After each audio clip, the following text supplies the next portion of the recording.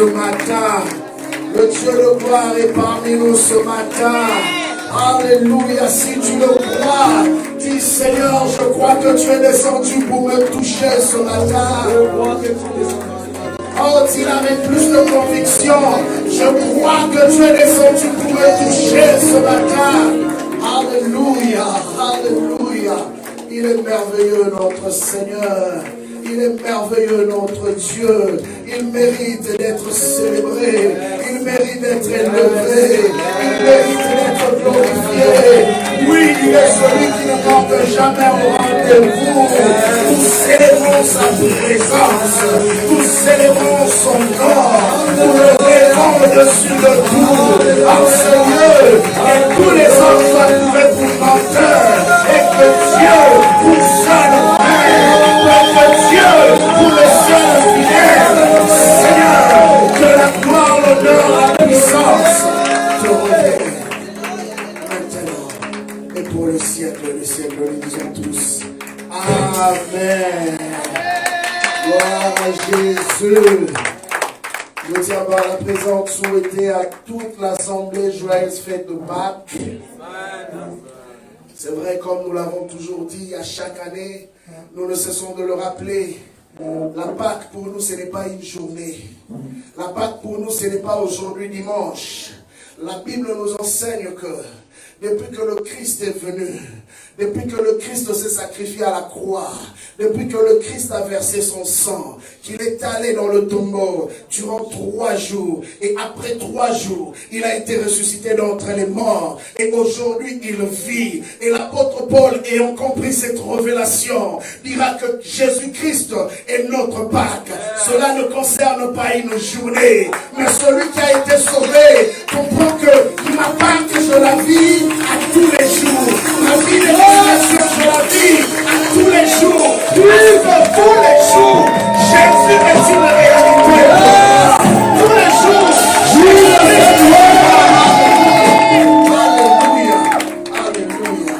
Alors nous, comme le monde a décidé de célébrer et de retenir cette journée, pour se rappeler au moins. Vous savez ce qui est merveilleux avec notre Dieu? Parce que les choses qu'il a fait ont laissé des traces. Sa venue sur la terre a laissé des traces. Sa mort a laissé des traces. Sa résurrection aussi a laissé des traces.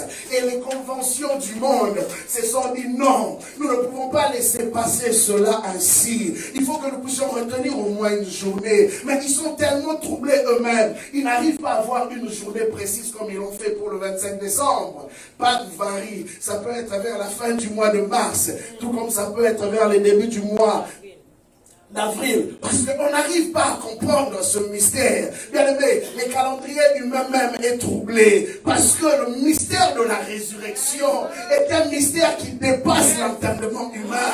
Oh oui, bien aimé, c'est le plus grand mystère qui existe, qu'un homme ait eu à mourir, et 3 jours après il est ressuscité. Non seulement qu'il est ressuscité, il continue à vivre pour l'éternité. Et vous savez la bonne, j'aimerais que tu dises à ton voisin, le pasteur a une bonne pour moi. Bien aimé, vous savez la bonne c'est quoi? La Bible dit que quand il est allé, il est monté vers les cieux. Il n'est pas allé s'asseoir. Il est allé simplement se positionner à côté du Père pour faire une seule chose. Vous savez, à chaque jour, Jésus-Christ cite ton nom devant le trône. À chaque jour, la Bible montre que nous avons un intercesseur. C'est une chose. Même si l'église temple de Dieu ne prie pas pour toi, même si le pasteur Noé ne prie pas pour toi, tu as un intercesseur. Il ne s'appelle pas le moindre. Il s'appelle Jésus-Christ de Nazareth. Cet intercesseur n'a jamais manqué à sa cible. Cet intercesseur n'a jamais manqué. À chaque fois qu'il prie, sa prière trouve toujours exaucement. Il est venu devant la tombe de Lazare. J'aime sa déclaration. Il dira ceci: Père, je te rends grâce parce que tu m'as déjà exaucé. Bien-aimé, quand Jésus-Christ cite ton nom, sache une chose, que cette prière qu'il adresse au Père est est déjà exaucée en ta faveur. Cette prière qu'il cite auprès du Père a déjà trouvé une réponse favorable. Parce que le Père ne peut jamais dire non à la requête de Jésus. Devant la prière de Jésus, le Père devient faible. Devant la prière de Jésus, le Père dit, mais lui, il a fait toute ma volonté. Je n'ai pas le choix que de répondre à sa requête. Car il est dit dans la parole de Dieu, fais de Dieu tes délices, fais de l'Éternel tes délices, et il accomplira ce que ton cœur désire. Puisque Jésus-Christ, pendant son parcours sur la terre, avait fait du Père ses délices. Bien aimé, tout ce que Jésus désire pour toi, le Père le fait. Tout ce que Jésus réclame pour toi, le Père le fait. Vous savez, il y a de ces prières que Jésus fait pour toi, que même toi-même tu les ignores. Même toi-même tu ne le sais pas. Des fois tu te vois en train de sortir de certaines situations auxquelles tu ne pensais pas être capable de sortir. Des fois tu vois des interventions arriver dans ta vie d'une manière miraculeuse. Et tu te poses la question, mais qui a prié pour moi? Non, bien-aimé, il y a quelqu'un qui se tient 24 heures sur 24 devant le trône du Père, en citant ton nom, en disant oui, Père, fais quelque chose. Et quand le Père entend cela, le cœur du Père fléchit. Il nous enseigne en disant ceci, si méchant que vous êtes, si vous êtes capable de donner les bonnes choses à vos enfants, à combien plus forte raison le Père ne donnera pas à ce bien-aimé? À combien plus forte raison quand nous venons devant le trône, en parlant au Père, Jésus-Christ dit, Père, à cause du fait qu'ils ont cru en moi, fais-le pour eux. Fais-le pour eux. Aujourd'hui, je viens t'annoncer une bonne. Jésus-Christ est en train de parler au Père à ton sujet. Et il dit, fais-le pour lui. Fais-le pour elle. Pendant qu'elle pleure dans le secret, pendant que personne n'a le regard sur lui ou sur elle, mais Seigneur, rappelle-toi, mon sang a coulé. Bien-aimé, dans le monde spirituel, il n'y a pas plus haut niveau de sacrifice que le sang. Il n'y a pas plus haut niveau de sacrifice que le sang. Mais j'aimerais aussi t'annoncer que tous les sangs ne sont pas pareils. Amen. Tous les sangs ne sont pas pareils. Voilà pourquoi quand le diable veut se servir de quelqu'un, il ne lui demande pas le moindre de sang. Il lui demande le sang dans lequel son cœur est attaché. Parce qu'il sait, il connaît la valeur du sang. Et quand le Père a décidé de sacrifier son Fils, ce n'était pas n'importe quel sang. Car n'importe quel sang ne pouvait pas sauver. Moïse est mort, mais il n'a pas sauvé.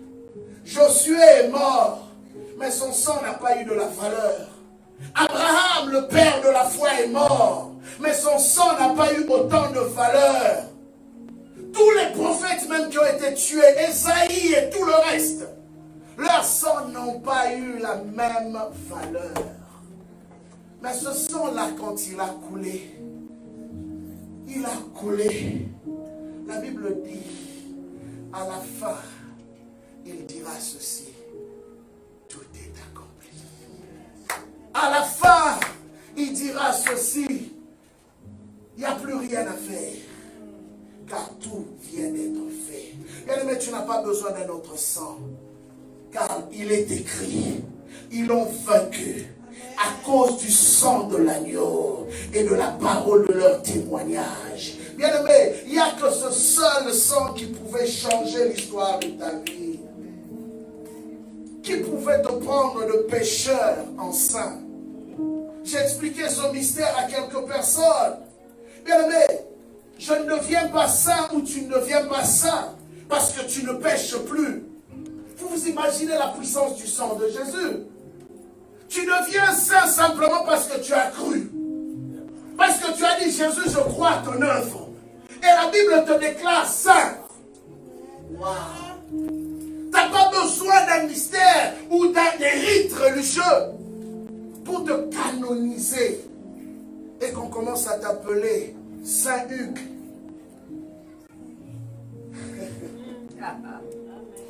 Aujourd'hui, tel que vous êtes dans cette assemblée, sachez une chose, Dieu a eu un autre regard sur vous. Amen. Et spirituellement, vous avez été déclarés justes. Nous n'avons pas été justifiés à cause de nos œuvres. Nous n'avons pas été justifiés à cause de nos actions. Nous n'avons pas été justifiés à cause de nos offrandes. Nous n'avons pas été justifiés à cause du nombre de fois où nous venons à l'église. Mais nous avons été justifiés parce qu'un homme a pris notre place. Il a dit, moi je prends sa cause. Moi je prends sa place. C'est pourquoi tu n'as jamais compris. Des hommes que Dieu te permet de rencontrer. Tu te poses la question, mais d'où viennent-ils? Non, il y a une programmation. Oh bien-aimé, il y a une programmation spéciale qui t'était adressée à un moment donné, à un temps donné, à un jour donné, à une seconde donnée. Tu rencontreras des hommes qui seront une solution ou une réponse à ton problème. Tout cela a été programmé parce qu'il y avait un intercesseur qui a plus de 2000 ans avait dit, Père, tout est accompli. Amen. Et pendant même que tu n'étais pas né, même tous les péchés que tu as eu à commettre pendant ta naissance jusqu'au jour où tu as connu le Seigneur, la Bible dit qu'il a dit ce jour-là, pardonne-leur, car ils ne savent pas ce qu'ils font. Bien-aimé, combien l'œuvre de la croix démontre notre niveau d'ignorance. Qu'il y a des choses qu'on pensait maîtriser et connaître. Mais l'œuvre de la croix est venue exposer cela pour démontrer que nous étions ignorants. Mais ignorants de quoi? Du plan d'amour de Dieu pour nous. Bien-aimé, Dieu ne t'aime pas parce que tu es meilleur. Dieu ne t'aime pas parce que tu as eu à poser de bonnes actions. Dieu ne t'aime pas parce que tu n'as jamais péché. Non. Au contraire, il est dit ceci. Car Dieu a tant aimé le monde. On n'a pas dit il a tant aimé l'Église. Il a tant aimé le monde. Or, dans la même Bible, il est écrit. Tous ont péché et sont privés de la gloire de Dieu.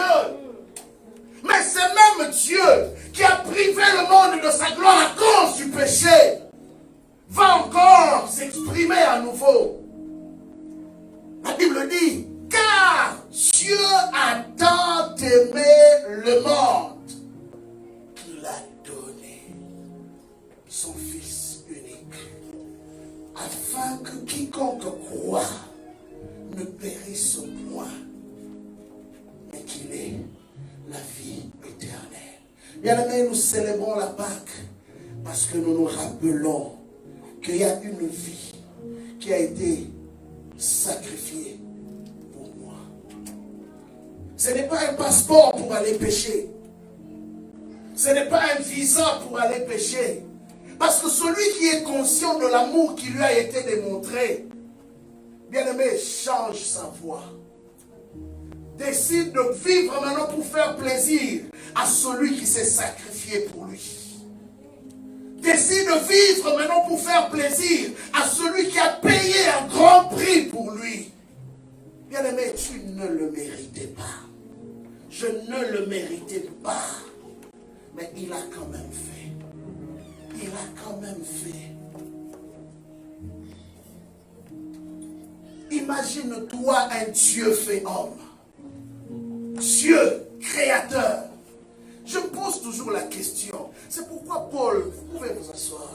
C'est pourquoi Paul dit que la prédication de la croix est une folie. Est une folie parce que c'est un mystère qu'on ne peut pas comprendre avec l'intelligence humaine. Comment peux-tu imaginer un Dieu créateur de tout va se faire homme, va vivre au milieu des hommes qu'il a créés, va accepter l'humiliation de sa propre créature, et qu'il puisse mourir pour sa créature. Bien aimé, il avait le plein pouvoir de décider. Il avait le plein pouvoir de parler et de changer les choses. La preuve est que quand au temps de Noé, les hommes ont péché, il a fallu de quelques secondes pour que Dieu ouvre les valves du ciel et engloutir la terre. Il est capable de le faire. Mais imagine-toi pour toi. Imagine-toi pour moi. Dieu est allé au-delà de lui-même. Qui peut avoir ce niveau d'amour? La femme qui te dit, chérie, je t'aime, est-elle prête à mourir pour toi? L'homme qui dit, chérie, sans toi, il n'y a plus de vie, est-il prêt à mourir pour toi? Mais celui-là, le Dieu créateur, a accepté de le faire. Et bien aimé, pas n'importe quelle mort. Une mort humiliante. Imagine-toi Dieu posté nu à la croix. C'est une scène horrible. Hein? C'est une partie souvent qu'on ne prêche pas. Hein? Hein? La Bible dit que même sa tunique lui a été ôtée. Dieu à la croix. Un mystère incompris des hommes. Un sujet de discussion pour les religieux qui n'arrivent pas à comprendre comment vous pouvez imaginer le Dieu si grand venir dans la forme humaine pour accepter l'humiliation. Non, bien-aimé, j'aimerais te dire que cette humiliation n'était pas pour ton voisin. J'aimerais te dire que cette humiliation n'était pas pour ta voisine. Cette humiliation qu'il a acceptée, c'était à cause de l'amour qu'il avait pour toi. Amen. Bien aimé, que personne ne vienne aujourd'hui dire que puisque le monde ne m'aime pas, alors je vais me suicider au suicide de toi. On va te pleurer, tu vas aller en enfer. Je t'annonce la bonne nouvelle. Mais si tu comprends que l'amour de Dieu est plus que l'amour des hommes, bien aimé, même si les hommes te rejettent, une chose est vraie. Dieu va toujours te recueillir. Au contraire, le rejet des hommes pousse encore un bon recueillement de Dieu. Quand les hommes rejettent, Dieu ouvre encore plus grand ses mains, ses bras pour t'accueillir. Ne souffre plus à cause du rejet des hommes. Ne souffre plus à cause du fait que les hommes te tournent le dos. Ne souffre plus à cause de ça. Il y a des gens qui n'arrivent plus à faire les choses parce que simplement un frère, une soeur, un membre de la famille, oh, les collègues du travail ne les aiment plus. Il y a quelqu'un qui t'a aimé avant même la fondation du monde. Bien aimé, la Bible dit qu'il te connaissait. Non seulement qu'il te connaissait, il t'appelait même déjà par ton nom. Oh, hier nous avons entendu un témoignage, le papa de notre frère Eric, qui disait qu'avant même que son fils ne naisse, il avait déjà donné un nom. Et Dieu, avant même que tu ne sois formé dans les ventres de ta mère, en fait c'est l'image même de Dieu. Avant même que tu ne sois formé dans les ventres de ta mère, Dieu t'avait déjà appelé. En fait, tes parents pensent qu'ils avaient reçu une inspiration. Le nom qu'ils t'ont donné, eux, ils ont pensé que c'était une inspiration. Non, ce n'était pas une inspiration. C'était simplement une révélation. Mais comme ils ne connaissaient pas que c'était une révélation, eux ont pensé que non, moi... En tout cas, je pense qu'on doit lui donner le nom d'Éric, on doit lui donner le nom de Hugues, on doit lui donner le nom de Christopher. Non, Dieu était déjà passé là avant. Et Dieu avait dit qu'il s'appellera un tel. Voilà pourquoi ton père et ta mère n'ont pas eu le choix de te donner le nom que tu portes. Dieu dit, je te connaissais pas, je ne te connais pas ton nom. Non, bien-aimé, ce n'est pas une surprise pour le Seigneur. Dieu avait déjà un plan bien établi. Dieu avait déjà un programme en ce te concernant. Voilà pourquoi il y a de cela 2000 ans. Il a même précédé tes péchés. Il a précédé tes péchés en disant, pardonne-leur, car ils ne savent pas ce qu'ils font. tes péchés. Mais aujourd'hui, que tu comprends la valeur de cet amour, bien-aimé, ne pêche plus. Ne pêche plus. Le péché va devenir un accident. Mais le péché ne peut plus être une vie. Parce que la Bible dit, celui qui pêche est du diable. Parce que le diable a péché dès les commencements. Ceux qui marchent avec le Seigneur ne sont plus appelés à vivre dans le péché. Au contraire, tu dois ressentir un dégoût vis-à-vis du péché. Vous savez, quand on t'aime tellement, hein, quand quelqu'un t'a tellement aimé, il a tellement manifesté son amour, au point que ton cœur est marqué. Par moment même, quand tu es dans les secrets, tu veux faire un sale coup. Il y a une conscience qui te dit, hey, qu'est-ce que tu t'en vas faire? Hein? Tu réalises que non, ce que je veux faire, c'est une bêtise. Pourquoi je veux faire du mal à quelqu'un qui m'aime sincèrement? À moins que tu sois Satan. Si tu le fais, c'est que tu es Satan. Ou frère de Satan. La Bible le dit. Celui qui fait l'œuvre de Dieu avec négligence, il est quoi? Il est le frère de celui qui les détruit, n'est-ce pas? Cela ressemble à qui? Qui est le destructeur? C'est le diable. Bien-aimé, tu ne peux pas détruire une relation d'amour sincère. À moins que tu sois, soit tu es le fils de Satan, soit tu es le petit frère de Satan, ou soit tu es ou la petite soeur, ou soit tu es le cousin ou la cousine de Satan. Parce qu'un homme qui a réellement rencontré Dieu pèse ses actions. Vous savez, Pierre a pleuré quand il a réalisé la dimension de l'amour de Dieu. Avant, Pierre pensait maîtriser la vie. Mais quand Jésus lui pose la même question à 3 reprises, mais dans 3 formules, Pierre, m'aimes-tu? Pierre, m'aimes-tu? Pierre répondait aisément, Seigneur, tu le sais, tu sais que je t'aime. L'amour n'est pas amour sans qu'il soit éprouvé. Dieu a prouvé son amour par le test dans lequel son Fils est basé. Nous prouvons notre amour vis-à-vis de Dieu par le sacrifice de nos vies aussi que nous lui donnons et le service que nous lui offrons. C'est ça notre réponse à l'amour de Dieu. Bien-aimé, il a tellement fait pour toi. Des fois, tu ne réalises pas les détails de tout ce que Dieu a eu à faire pour toi. Imaginez-vous que l'apôtre Paul va plus loin. Dans le livre de Romains chapitre 8. J'aime tellement ce passage, c'est l'un de mes chapitres préférés de la Bible. Romains chapitre 8. Ça, je me relire.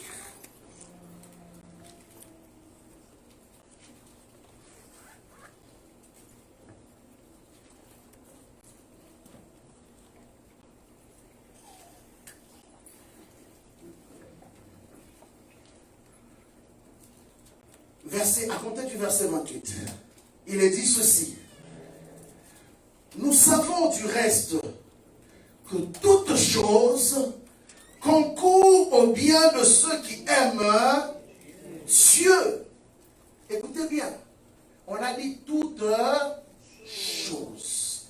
On n'a pas dit une partie, on n'a pas dit une partialité, mais on a dit toutes choses.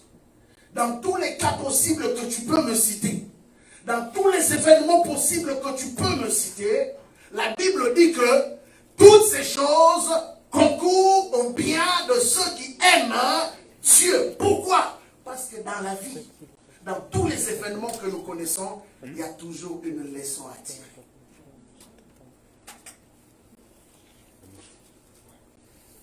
De ceux qui ont été appelés selon son dessein.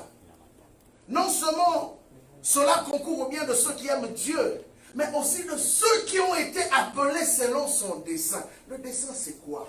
C'est un plan établi d'avance par une personne. On ne peut échapper à ce plan-là. qu'on aille à gauche ou à droite, c'est ce plan-là, établi d'avance, qui prime sur toutes nos actions. Et la Bible continue en disant, car ceux qu'il a connus d'avance, bien aimé, Dieu t'a connu d'avance. Ceux qu'il a connus d'avance, il les a prédestinés à être semblables à l'image de son Fils. Et, bien aimé, donc toi tel que tu es là, hein, dans tes qualités, dans tes défauts, dans ta laideur, dans ta... Quoi encore compliqué? Dans tes cicatrices, dans tes quoi encore? Il y en a tellement beaucoup, hein? Ok, dans tout. La Bible dit, écoutez bien, j'aimerais que tu comprennes ce mystère de ce passage de Romains chapitre 8. Parce que quand tu comprends Romains 8, bien aimé, je crois que à chaque action que tu poseras après, tu réfléchiras 2 fois. La Bible dit, ceux qu'il a connus d'avance, il les a aussi prédestinés. Prédestiné veut dire quoi? Depuis l'existence de l'homme, depuis que l'homme naît, l'homme est appelé à vivre selon un destin. Un destin, comme je l'ai dit tantôt, c'est un plan établi. Quelque chose qui est obligé d'arriver. Que tu le veuilles ou pas, on ne peut pas échapper à un destin. Mais ici, la Bible nous parle d'un autre mystère qui est plus que le destin même. La prédestination.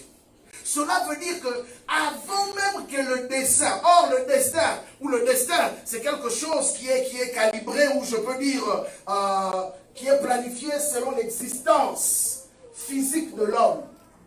Ok? Mais ici, Paul va plus loin. Paul va dans les seins de Dieu. Paul va à l'intérieur du cœur de Dieu. Et il se rend compte que tout ce qui arrive dans la vie de l'homme sur la terre avait été planifié avant son existence. Donc tu es le produit d'avant de ton existence. C'est ça la prédestination. C'est ce qui vient avant la destinée de l'homme. Et il explique en disant, prédestiné à être semblable à l'image de son Fils. Vous vous imaginez, même pendant que tu étais païen, même pendant que tu faisais des faux coups, Dieu voyait le Christ en toi. Wow. Wow. Wow. Il dit prédestiné, pas destiné. Prédestiné à être semblable à l'image de son Fils. Bien aimé, pas de ton père, pas de ta mère, pas des membres de ta famille. Mais la Bible dit, tu as été prédestiné à être semblable à l'image de Christ. Or, Colossiens nous enseigne, Colossiens chapitre 2, que Christ est la manifestation corporelle de la divinité de Dieu. Ok, je m'explique. Colossiens nous explique que Christ dont nous parlons n'est que la manifestation physique, ok, de la divinité de Dieu. Donc à travers Christ, on a pu voir Dieu. Alors ici Paul voulait nous dire quoi? Il voulait nous dire qu'à travers toi, quelqu'un peut voir Dieu.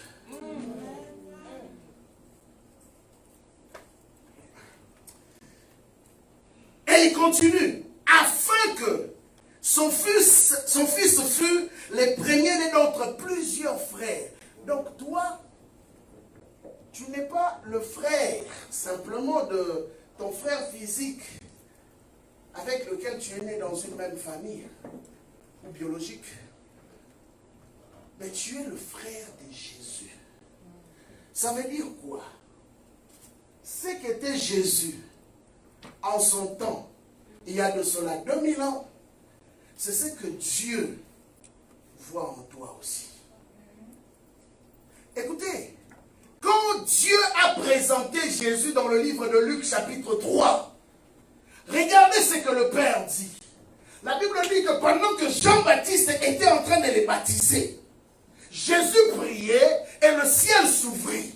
Et une voix se fit entendre en disant ceci: celui-ci est mon fils bien-aimé, en qui j'ai mis toute ma confiance. En qui j'ai mis toute ma confiance. Je répète, il est non seulement mon fils bien-aimé, mais il est aussi celui en qui j'ai mis toute ma confiance. Bien-aimé. Donc, si toi, tu es semblable à Christ, ça veut dire que cette parole qui était attachée à Christ devient aussi attachée à qui? À toi. Voilà pourquoi je t'ai dit au début, ne t'en fais pas de l'amour des hommes. Préoccupe-toi plutôt de l'amour de Dieu. Parce qu'il a dit ce jour-là, quand il parlait à Christ, à travers Christ, il te parlait aussi. La Bible dit que comme Melchisedec a béni Abraham, en réalité, il ne bénissait pas Abraham simplement. À travers Abraham, il était en train de bénir Lévi. En d'autres termes, quand le Père parlait à Christ, ce jour-là, le Père ne parlait pas simplement à Christ, mais il parlait aussi à l'Église que tu es. Il dit, celui-ci est mon fils bien-aimé, en qui j'ai mis toute ma confiance. Et Paul continue en disant, et ceux qu'il a prédestinés, il les a aussi appelés. Et ceux qu'il a appelés, il les a aussi justifiés. Toi qui cherches un avocat, toi qui cherches à argumenter devant les hommes, penses-tu que tu as besoin des hommes pour qu'on dise que tu es enfant de Dieu? La Bible dit que tu as été justifié. Non seulement qu'avant d'être justifié, tu as d'abord été appelé. Donc, en d'autres termes, tu n'es pas là par hasard. Tu es le produit d'un sacrifice, le produit d'un appel. Dieu t'a appelé, et non seulement qu'il t'a appelé, et Dieu a pris le soin de te justifier. Vous savez quand on dit justifier, c'est-à-dire quoi? Ça veut dire que j'étais condamné. Ça veut dire que j'avais un dossier à la cour. On m'a emmené devant le juge. Et un avocat s'est présenté pour défendre ma cause. Et l'avocat-là était tellement fort que ses arguments ont réussi à convaincre les juges de tous mes chefs d'accusation. Et les chefs d'accusation dans lesquels on m'accusait étaient vrais. Savez-vous, j'ai vu un film où l'avocat qui enseigne les étudiantes leur dit ceci. Comment arriver à convaincre les juges que le meurtrier n'est pas meurtrier? Réellement, il a tué. Réellement, il a fait ce pourquoi on l'accuse. Mais comment arriver à déjouer cette accusation et à démontrer, selon la loi, que cet homme n'est pas le meurtrier? Vous savez, c'est ce que Jésus est venu faire. Oui, tu étais une meurtrière, un vrai meurtrier.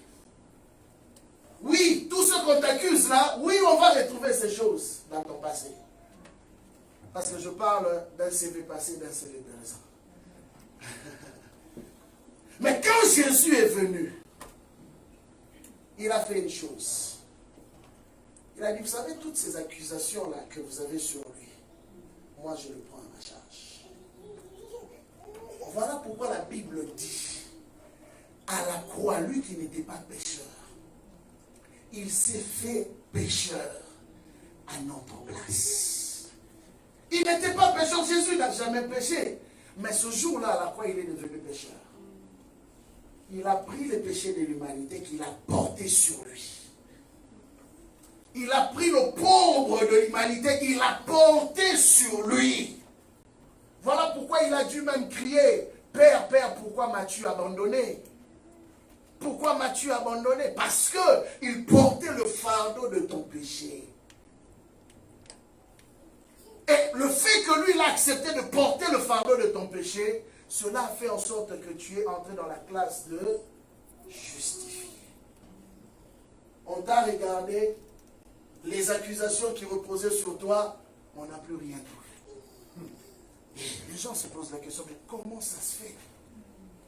C'est pas juste. Non, il faut qu'on cherche quelque chose pour le condamner. Mais bien aimé, malheureusement, on a regardé dans ton casier. On a regardé, on n'a rien trouvé. Vous savez comme on dit, un tueur, même quand il fait disparaître le corps, même si réellement il a tué, le fait qu'il n'y a pas de corps, il n'y a pas de preuve. Hein? On a cherché le corps. On a cherché le corps dans le placard. On n'a pas trouvé. Parce que Jésus avait accepté de prendre ta place. C'est là qu'on parle de la justification. Et il continue pour dire, et ceux qu'il a justifiés, il les a aussi glorifiés. Bien-aimés, la Bible dit, car tous ont péché et sont privés de la gloire de Dieu. Le péché avait fait en sorte que le manteau de gloire avait quitté la vie de l'homme. Le péché avait fait en sorte que le ténèbre était venu habiter pour empêcher l'homme de refléter Dieu. Le péché avait fait en sorte que l'homme qui se cachait dans la gloire comme un manteau pouvait maintenant se voir comme étant nu. Mais quand Jésus a payé le prix, il a restauré la position de l'homme. La Bible dit, il les a glorifiés. C'est-à-dire quoi? Il a remis maintenant le manteau de gloire. Le manteau que l'homme avait perdu. Jésus est venu remettre cela. Voilà pourquoi aujourd'hui, nous voulons célébrer encore ce grand roi. Bien-aimé, tu es là où tu es parce qu'il y a quelqu'un qui t'a aimé. Accepte simplement l'amour de Dieu. Ne te condamne pas toi-même. Simplement ouvre ton cœur en disant à Dieu, Seigneur, j'accepte cet amour. Je ne suis pas parfait, mais toi tu es parfait. Si tu viens habiter en moi, tu feras de moi aussi un homme parfait. Oui, bien-aimé, la perfection ne vient pas des humains. Parce qu'aucun homme ne peut arriver à la perfection par lui-même. Mais la perfection, c'est le domaine de Dieu. Quand Paul avait l'habitude d'appeler l'église du Seigneur les saints, ce n'était pas parce que ces hommes faisaient toujours correctement les choses. Mais c'est parce que leur foi les justifiait devant le mal. Ils savaient reconnaître l'œuvre de Dieu dans leur vie. Et même quand il arrivait qu'ils faisaient des choses pas correctes, ils avaient l'humilité de revenir vers Dieu et de se repentir en disant, Seigneur, pardonne-moi. Le grand piège, c'est lorsque nous ne savons pas revenir vers Dieu avec humilité pour dire, Seigneur, pardonne-moi. C'est là que l'ennemi nous éloigne. Le péché d'Adam et de Ève, au lieu de s'humilier devant le Père, qu'est-ce qu'ils ont fait? Ils ont mis l'orgueil en avant. Et ils ont préféré s'éloigner de Dieu que de demander pardon à Dieu. Bien aimé, beaucoup de gens, c'est le piège dans lequel ils tombent. Ils préfèrent s'éloigner de Dieu que de demander pardon. Seigneur, change mon cœur. Si tu vois que oui, ce que je fais n'est pas correct, bien aimé, répands-toi simplement et Dieu va t'accepter. La femme adultère vient devant le Christ. Jésus pose la question, n'est-on-il pas condamné? Moi non plus je te condamne. Mais une chose que je te demande, une chose que je te demande, va et ne pêche plus. Le problème est à ce niveau-là. Oui, après avoir été justifié, bien-aimé, ne retombe plus dans la même chose. En te disant que oui, il a versé son sang, je suis justifié, tu pêches, tu dis, oh Seigneur, tu m'as déjà pardonné, tu m'as précédé. Tu vas te retrouver dans les péchés, en train de mourir et d'aller en enfer.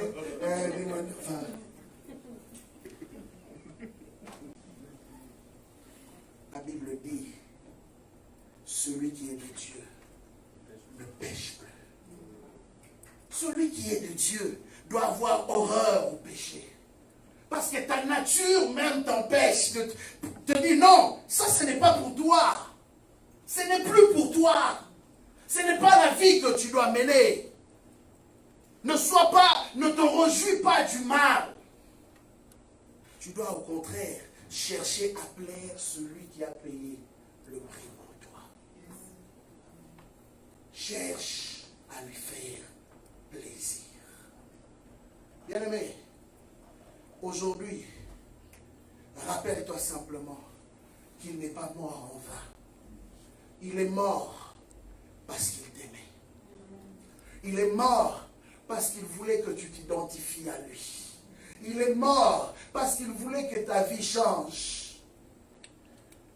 L'apôtre Pierre prêche le jour de la Pentecôte. La première des choses qu'il dit à ces hommes-là qu'il écoutait, hommes frères, quand il pose la question, hommes frères, qu'allons-nous faire pour obtenir le salut? Il leur dit ceci, répentez-vous. Répentez-vous simplement. Cela veut dire simplement, change de voix mon frère. Change de voix ma soeur.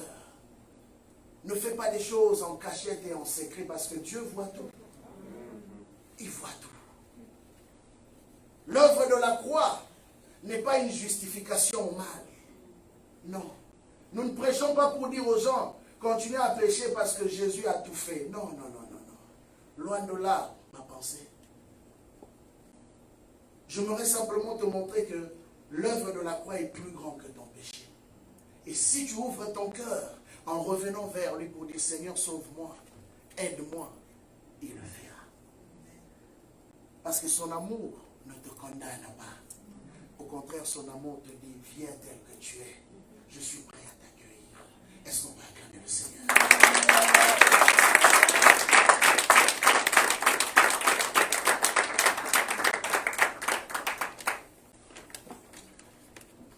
Alors nous allons passer à une seconde étape avant de prendre la Sainte Seine qui va être notre dernière partie. J'aimerais que tu prennes le temps de voir au-dedans de toi le privilège que tu as de faire partie de ceux qui ont été choisis par Dieu, ceux qui ont été appelés par le Seigneur. Malgré toi, le Seigneur est venu te choisir. Alors j'aimerais simplement que tu commences à élever ta voix pour dire merci à Dieu pour l'œuvre de la croix. Merci à Dieu pour son amour. Merci à Dieu pour sa bonté envers toi. Reconnais simplement ce privilège. Et si tu te rends compte que quelque part tu n'arrivais pas à accepter cet amour, parce que quelqu'un t'avait dit que tu es tellement sale, tu mènes tellement une mauvaise vie que Dieu ne peut pas t'accepter. Aujourd'hui, je t'annonce que Dieu est prêt à accepter n'importe qui. Ah oui, oui, oui, bien-aimé. Vous serez étonné de voir que les gens qu'on croyait le plus grand pécheur du monde, être au ciel et avoir les plus grosses couronnes, et les gens qu'on pensait être saints en soutane, brûlés avec Satan en enfer. Oui, ce jour-là, il y aura des surprises extrêmes. C'est Dieu qui sonde le cœur. C'est Dieu qui connaît chacun d'entre nous. Alors, j'aimerais simplement que tu lèves ta voix. Que tu dises merci à Dieu pour l'œuvre de la croix. Est-ce qu'on peut se tenir debout quelques minutes? Tu vas élever ta voix pour dire merci à Dieu, frère. Tu peux me dire. Merci à Dieu pour son amour pour toi. Et si toi, tu n'arrivais pas aussi à reconnaître cela et à abandonner le mal, parce qu'il y a une culpabilité qui continue à vivre dans ton cœur, il y a des paroles qui continuent à te condamner. Aujourd'hui, demande pardon à Dieu et dis-lui, Seigneur, j'accepte ton amour. Ton amour est plus grand que l'amour des hommes. Est-ce que tu peux élever ta voix et prier le Seigneur? Seigneur, merci.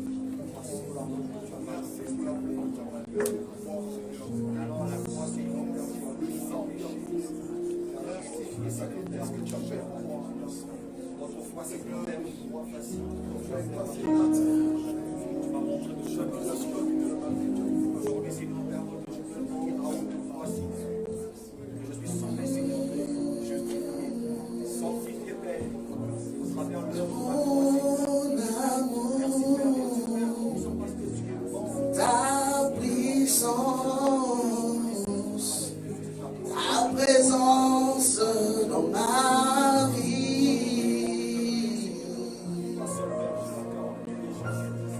ton amour, ta puissance, ta présence dans ma vie. Alléluia. Ton amour, ta puissance, ta présence dans ma vie. Je veux t'adorer de tout mon cœur. Je veux t'adorer de toute mon âme. Je veux t'adorer de toute ma force, car tu es mon Dieu.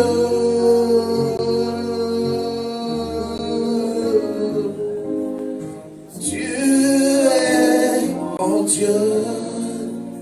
Je veux t'adorer de tout mon cœur. Je veux t'adorer de toute mon âme. Je veux t'adorer de toute ma force, car tu es mon Dieu.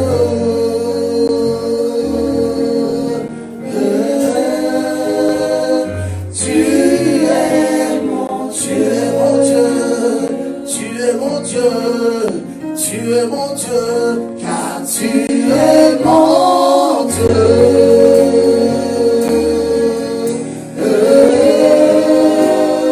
Tu es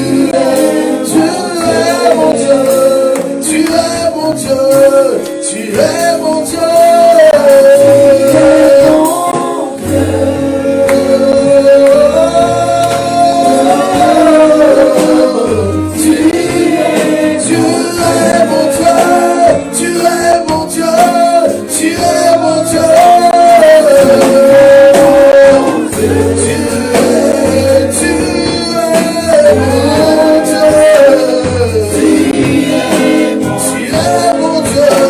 Tu es mon Dieu.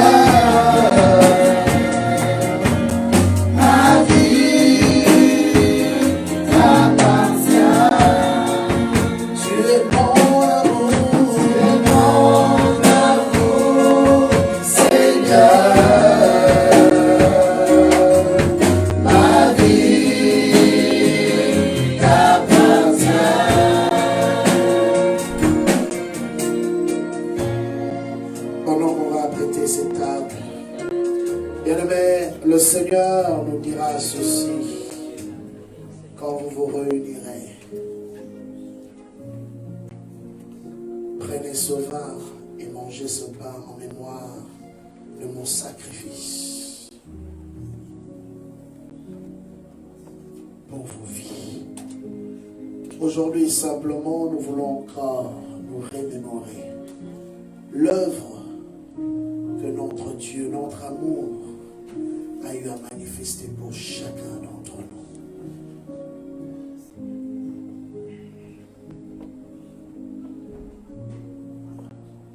Nous voulons prendre ce repas en étant de pureté, en état de pureté, en étant digne au-devant de lui. Assure-toi d'avoir accepté le Seigneur Jésus-Christ dans ton cœur comme Seigneur et Sauveur. Aujourd'hui, si tu ne l'as jamais fait, c'est une occasion pour toi de le faire. De dire, Seigneur, je veux faire partie de la famille. Je veux faire partie de la famille. Je ne veux pas manquer ce grand rendez-vous, ce privilège. Je ne veux pas manquer cet honneur que tu fais à ton peuple. Je veux vivre à tes côtés pour l'éternité. Assure-toi.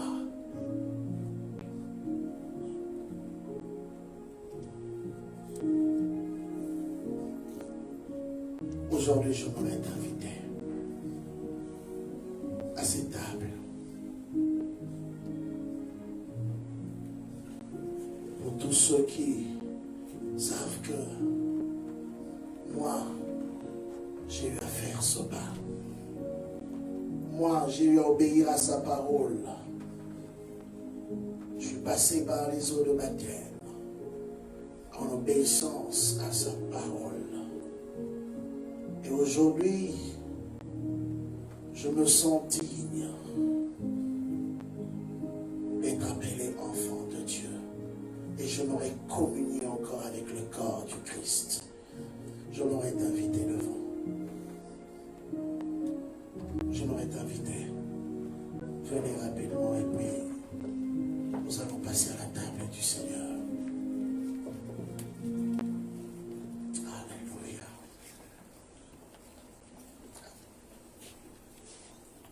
Nous allons prier.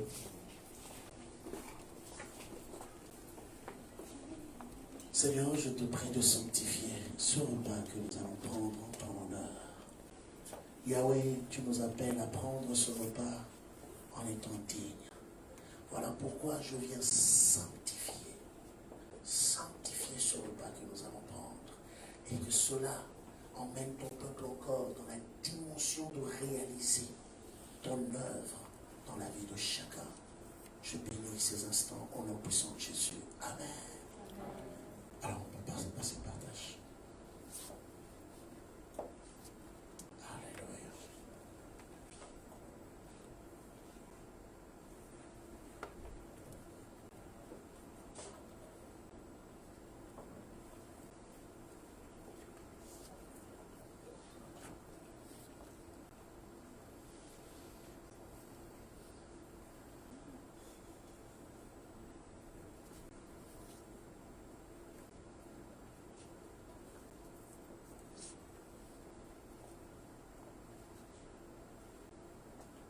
J'ai demandé à tous ceux qui vont manger la table de s'approcher.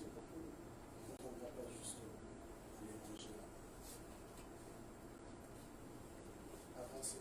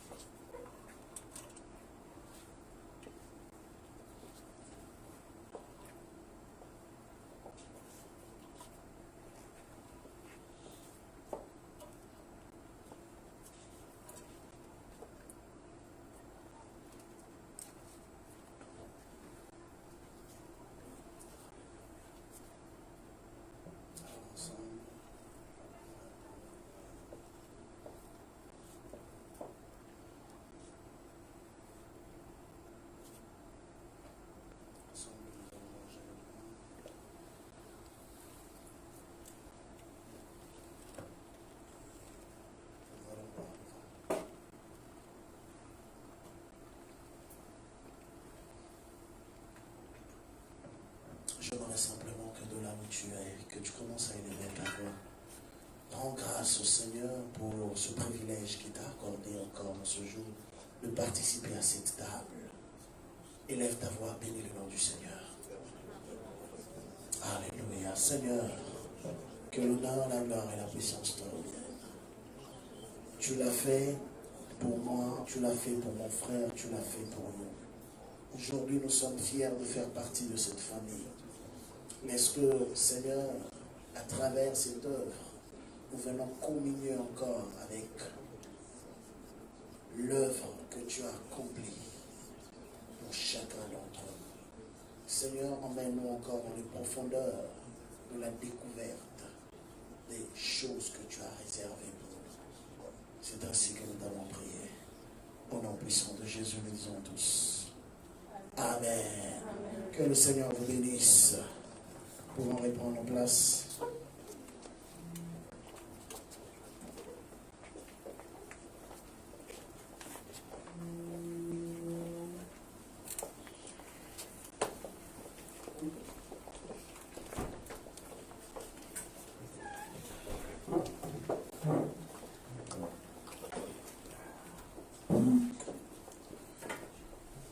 Gloire à Jésus. Alors, nous allons passer à une prochaine étape. J'aimerais que nous puissions apporter nos offrandes et nos dîmes dans la maison du Seigneur. Nous voulons offrir à Dieu.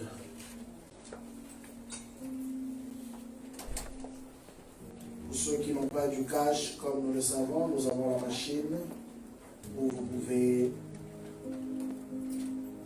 passer à vos transactions. N'oubliez pas de mentionner vos noms sur les enveloppes. Alors je vous prie. Seigneur, dans le nom puissant de Jésus, bénis ces offrandes et ces dîmes que ton peuple va apporter dans ta présence. Laisse que tu puisses multiplier leurs greniers qui ne manquent de rien et surprends-les encore d'une manière particulière au nom de Jésus. Amen.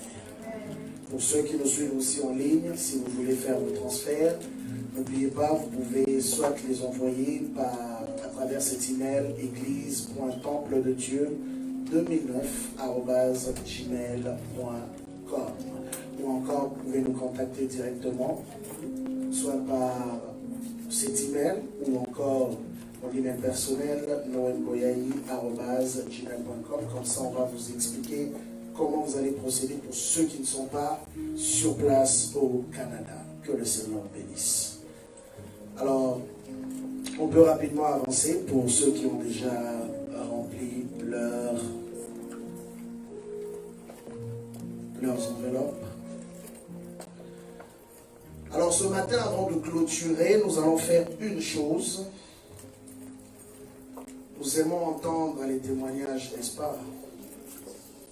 Et aujourd'hui, c'est un grand jour, encore une fois de plus. Parce que notre Dieu ne cesse de nous surprendre, ne cesse de faire des choses merveilleuses au milieu de nous. Alors, ce matin, il y a une sœur qui va pouvoir témoigner de la bonté de Dieu. Et j'ai la joie d'inviter la sœur Bijou. Pendant que ça avance, nous allons acclamer le Seigneur.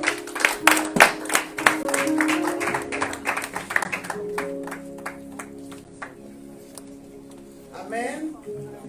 Amen. Amen. Jésus est vivant aujourd'hui. Amen. Amen. Je dis merci à Jésus pour tout ce qu'il a fait pour moi et pour tout ce qu'il continue à faire pour moi. Des fois, les systèmes du pays nous empêchent de témoigner à Dieu, de témoigner la bonté de Dieu. Parce qu'on s'est dit, on est au Canada, peu importe le temps, si tu introduis un dossier quelque part, on va te répondre seulement. Si tu es admissible, on va te répondre. Mais cela aussi, ça nous empêche de témoigner la bonté de Dieu. Alors, on ne peut pas s'habituer dans le système. Parce que des fois, Dieu fait des choses dans nos vies, mais on ne se rend pas compte, on se dit, bon, c'est normal, on est au Canada. Mais pour moi, aujourd'hui, je dois parler de la bonté de Dieu, de ce qu'il a fait dans ma vie. La fois passée, j'avais témoigné à propos de mon document. J'ai réussi mon document et je devais passer à autre chose. Je devais faire mon équivalence, tout ça. Et mes diplômes devaient venir ici parce que je n'avais pas ça avec moi. Et j'ai appelé mon ami pour lui demander comment tu as fait pour ton équivalence. Il me dit, mais bijou, c'est depuis longtemps que tu es au Canada, tu n'as pas fait l'équivalence. Vous savez, nous les humains, à la place d'encourager la personne, vous voulez la foncer encore dans l'inquiétude, dans la chose qui peut-être qu'elle n'imaginait pas. Et mon équivalence, comment mes diplômes sont venus. J'ai introduit mes papiers pour l'équivalence. Et elle me dit, l'ami là me dit toujours, mais bijou, ça prend du temps. Hein. Ça prend du temps. Pour moi, ça fait 2 mois. Moi, je ne sais pas. Et je lui ai dit, et moi, je viens de rater un travail à cause de l'équivalence. Il m'a dit, mais ça prend du temps, bijou. Bon, j'ai introduit quand même. Et j'attendais la réponse. L'équivalence ne fait même pas un mois. Ça fait 3 semaines. Il m'a répondu. Wow. Donc, on s'est dit des fois, l'échec de ton ami ne peut pas être la tienne parce que sa vie ne correspond pas à ta vie. Donc, j'ai béni le Seigneur pour ce qu'il a fait et je devais maintenant passer et faire des formations pour chercher un travail. Je me suis dit, je dois faire une formation pour faire quand même quelque chose. Et un jour, j'allais payer le frais pour ma fille à l'école. Il y a un esprit qui me dit, il faut d'abord demander à la direction, non, au service de garde, pour si ils ont quelque chose pour toi comme un travail. Et je suis allée chez la madame et je lui ai demandé, excusez-moi madame Annie, est-ce que vous embauchez? Elle me dit, embaucher ici pour l'éducatrice des services de garde. D'abord, moi, elle m'avait demandé pourquoi. Je lui ai dit pour l'éducatrice des services de garde. Elle me dit, non, ce n'est pas nous. Tu devais d'abord appeler la commission scolaire, c'est eux qui vont t'envoyer ici. C'est maintenant une autre chose encore. Je me suis dit, bon, c'est long, mais il n'y a pas quelque chose ici. Oh oui, on peut t'embaucher, mais pas pour l'éducation, comme l'éducatrice des services de garde. Mais j'ai une place seulement. Je dis, ok, mettez-moi alors. On a enregistré mon nom. Je devais maintenant appeler la commission scolaire pour mon dossier. Et elle m'a donné le numéro, j'ai appelé. Ils m'ont demandé les papiers, beaucoup de papiers, tout ça. Je me suis dit, mais je suis fatiguée d'ailleurs de donner tous ces papiers-là, donnez-nous ça, les preuves juridiques, tout. Je me suis dit, mais finalement, je vais aller travailler au ciel ou quoi? Beaucoup de choses à la fois, comme ça. Je devais imprimer les formulaires. C'est ma première fois de voir que si vous voulez travailler pour les enfants, c'est vraiment strict. J'étais découragée, j'étais vraiment découragée. Je devais sortir le formulaire, je n'ai pas l'imprimante. Donc, ça m'a pris, je me suis dit, il y a beaucoup de choses à faire, alors je laisse tomber. Et, bon, quand même, quand j'ai m'inquiété de ça, je me suis dit, non, je dois continuer quand même. J'espère au moins continuer, voir ce que ça va donner. Et j'ai rassemblé tous les éléments qu'ils m'avaient demandé, j'ai sorti le formulaire, tout ça, j'ai rempli, j'ai envoyé quand même. Mais je n'avais pas vraiment l'espoir. Hein. Là, je veux dire la vérité, je n'avais pas l'espoir parce que c'était beaucoup ce qu'ils m'avaient demandé à remplir ça, tout ça. J'ai introduit les papiers et le dimanche, quand je suis arrivée, on ne m'appelait pas. Bon, comme on ne m'appelait pas, je me suis dit peut-être, que je ne sais pas, j'espère toujours, mais je ne sais pas s'ils vont me répondre oui ou pas non. Le dimanche, je suis venue, déjà en descendant de l'escalier, je disais à Dieu, pardonne-moi, je suis arrivée en retard, parce que ma fille me dit toujours, on vient toujours en retard, on ne peut pas venir même être chadi, on vient toujours en retard. Et quand je descendais, je disais, Seigneur, pardonne-moi pour le retard, au moins dispose mon cœur pour ta présence. que la journée d'aujourd'hui vraiment soit une journée merveilleuse pour moi. Que ton esprit pénètre mon âme. Et venir à l'église le dimanche là, quand les pasteurs parlaient, j'ai senti autre chose en moi. Je sentais la parole de Dieu pénétrer dans mon âme, dans tout ça, dans mon cœur. Vraiment, j'avais envie de sauter, de crier. C'est ça que tout. Les gens qui étaient là, à côté de moi, voyaient ce qui s'est passé. Ils ont vu aussi ce que Dieu a fait. Et je suis retournée à la maison. Les lundis, on ne m'a pas appelé. J'ai dit Seigneur. J'étais là en train de regarder mes théâtres, regarder mon téléphone, tout ça. Et j'ai vu le téléphone de ma maison sonner. Et on m'appelle pour me dire que non, madame, vous êtes acceptée pour travailler à l'école. Venez demain nous remettre tous les papiers comme ça. Amenez-nous ça. Comme ça, les lundis après le Pâques, vous allez commencer votre travail. Oh,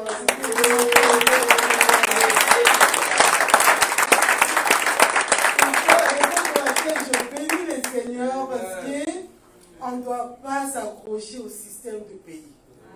Peut-être que tu te dis au Canada, tout est admissible si tu as ton document, tout ça. Mais il y a d'autres personnes qui passent aussi la situation même que toi, ils n'ont pas pu cette grâce-là. Mais Dieu m'a accordé la grâce d'obtenir mes documents et d'avoir un bon travail ici. Je bénis le nom de Dieu.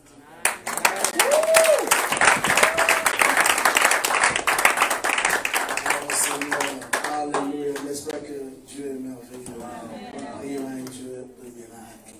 On avait dit ici dimanche que même si ton dossier était le 100e, Dieu fera en sorte qu'il devienne le premier.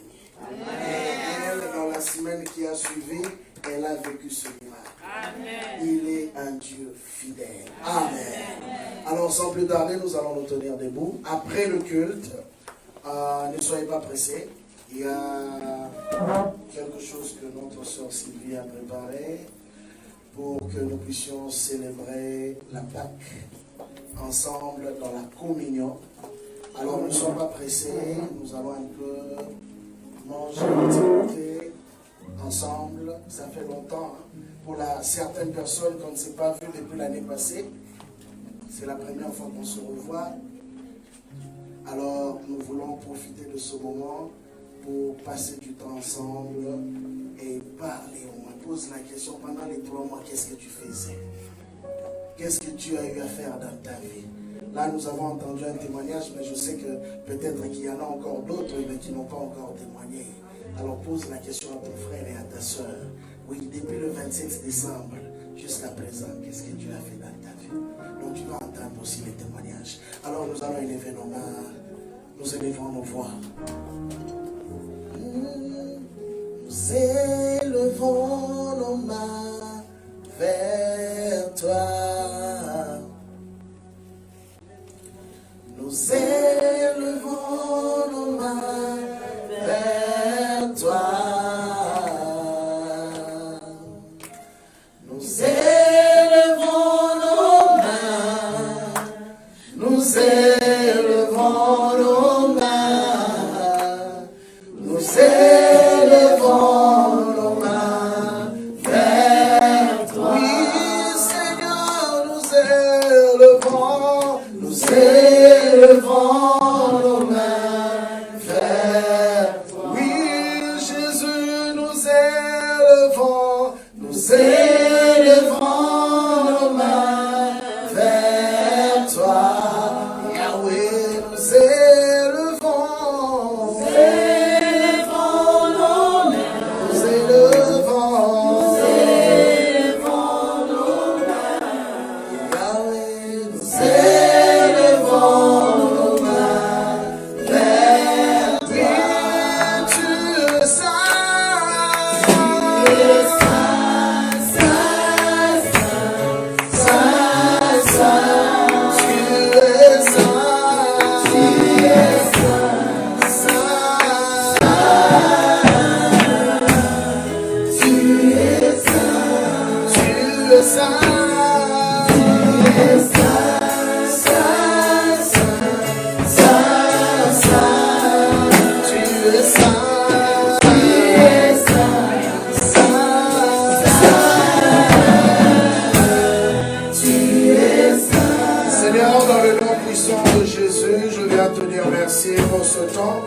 a permis d'avoir en ta présence. Merci de parler à nos cœurs, merci d'accomplir des choses encore merveilleuses au milieu de nous. Yahweh Père, que l'honneur et la gloire te reviennent, Seigneur, parce que je sais que tu vas continuer à nous surprendre. Nous venons sanctifier ce repas que nous allons prendre. Nous voulons le prendre avec action de grâce dans la communion fraternelle. Bénis la main qui l'a préparée, sa source de provenance. Éternel des armées, bénis ton peuple. Nous te recommandons le restant de la journée, la semaine qui va commencer entre tes saintes mains. Laisse que l'honneur, la gloire et la puissance te reviennent. Dans le nom puissant de Jésus, nous disons tous. Oui, tu es saint. Sacrifiez ça les autres, que le Seigneur vous bénisse. Tu es saint.